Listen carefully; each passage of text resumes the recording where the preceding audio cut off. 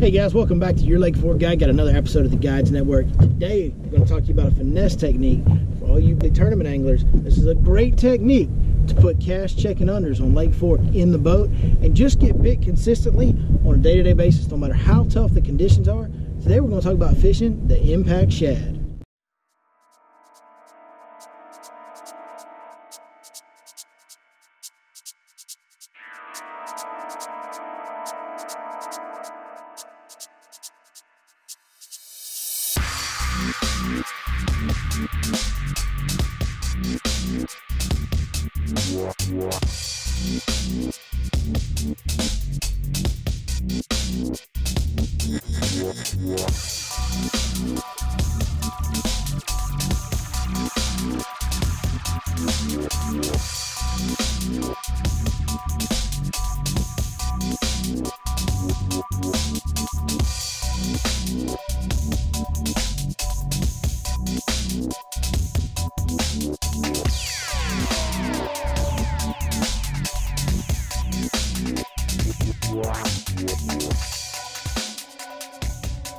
Alright guys, the impact shad, what is it, how do we fish it, why does it work so good? We're about to answer all those questions right now.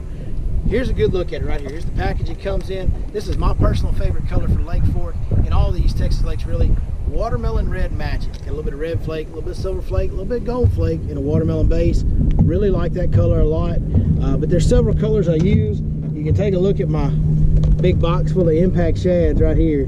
Got them in all colors. We carry them in green pumpkin magic, smoke on the water, which is a black and silver with some blue and silver flake, Houdini, which is kind of a shad mixed with watermelon. Got some shad patterns like disco green, disco violet, just all kinds of colors across the board. They do make it in a big version as well, which is great for some techniques.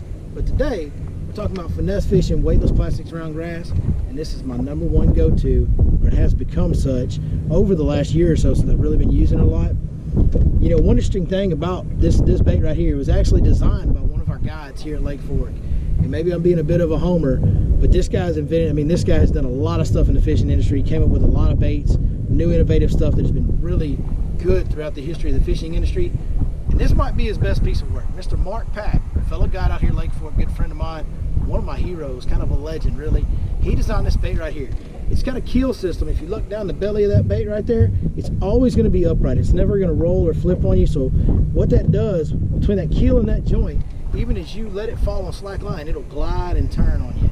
And when you give it a little twitch, boy, that tail gets to working and it darts and moves around. It just comes alive like no other weightless plastic that I've ever seen. You know, you throw the traditional baits out there, the stick bait, and you can add a little action to it if you work it just right. But for the most part, it's a dead straight fall. This bait comes alive better than any other weightless plastic I've ever used.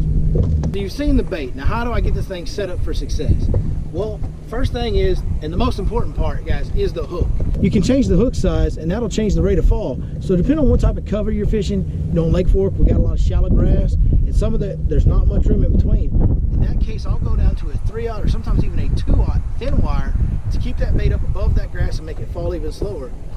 90% of the time though, if I'm fishing mid-depth or I'm fishing some timber and I want that bait to get down a little bit, if it's a little windy, I want to help keep it under the surface, I'm going to throw a 4/0 heavy wire EWG owner cutting point hook. This is the package it comes in. That's a 3/0. I didn't have any left in the package, but that's a 4/0 hook right there. And I'll go ahead and put this bait on here so you can see how we rig it up. It's just a traditional Texas style weightless rig. So basically like your old pond fishing worm system, but without the weight in front of it. So we're going to run the head of the bait all the way up on the neck of the hook right there. I'm going to go ahead, and what I like to do is line it up. See how far back the hook's going to lay naturally so it'll be flat. Then I'm going to pinch the bait up to that point, poke it all the way through, and do what they call texposing or skin hooking. See that bait sticking out, the hook sticking out the top of the bait? Now I'm going to bunch it back up and just skin hook it right in the top. That way that bait is perfectly straight. That's going to allow that front end of that bait to be stable, that tail to still kick, and that's going to create that gliding action that we want. As far as my rod, reel, and line, I'm using my 6 Sense Lux rods. Love those rods. 611 medium heavy is my choice rod to throw this bait on. It is a light rig, and that rod will sling a light bait a long way. The reel I'm throwing it on, I'm actually going to give you guys a reel. I don't normally do this, but there's a very cheap, affordable reel that throws very lightweight stuff very efficiently, and it's a Daiwa CC80. You can find it on Tackle Warehouse. It retails for 60 bucks, and I can throw weightless plastics further with this bait casting reel than any bait caster I've ever had before. So I'm not sponsored by Daiwa, nothing like that. I just wanted to get that out there because that is an awesome reel for this job. Online, I like to throw it on 12-pound fluorocarbon. That's what I like.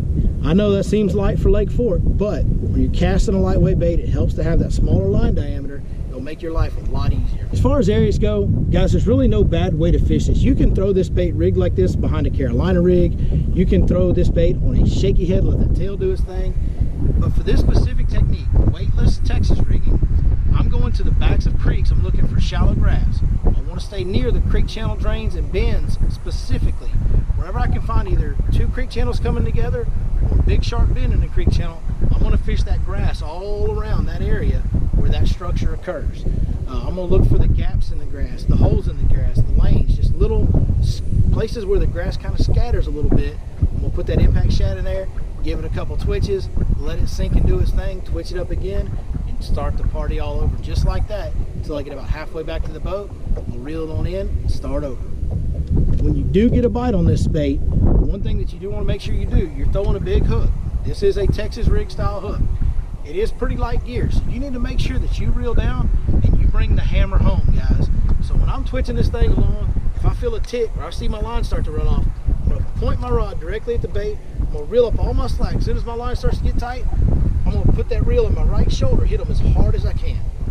From that point on, it's no different than catching any pond bass you've ever caught. Really simple and easy. You drove that big hook home, you got them stuck good, play them out, take your time. Get that fish in the boat, help yourself win some more money at these tournaments you guys are fishing out here in Lake Fork or any of these East Texas lakes, probably anywhere in the country, because I'm telling you, this is a new bait, but it's hot, guys. It is catching some fish. All right, hey, we really appreciate you guys watching today. The impact shad is linked below, so check that link out. Also, the 6-inch rods that we referenced earlier, that's linked below as well. When you go to that website, if you want to order anything from 6centsfishing.com, when you get to the checkout screen, there's a promo box. Go down there and punch in the code, Your Lake Fork Guide. You get a 10% discount on all orders. Hey, thanks for watching. We hope this helps you catch more and bigger fish, and we'll see you next time right here, Your Lake Fork Guide.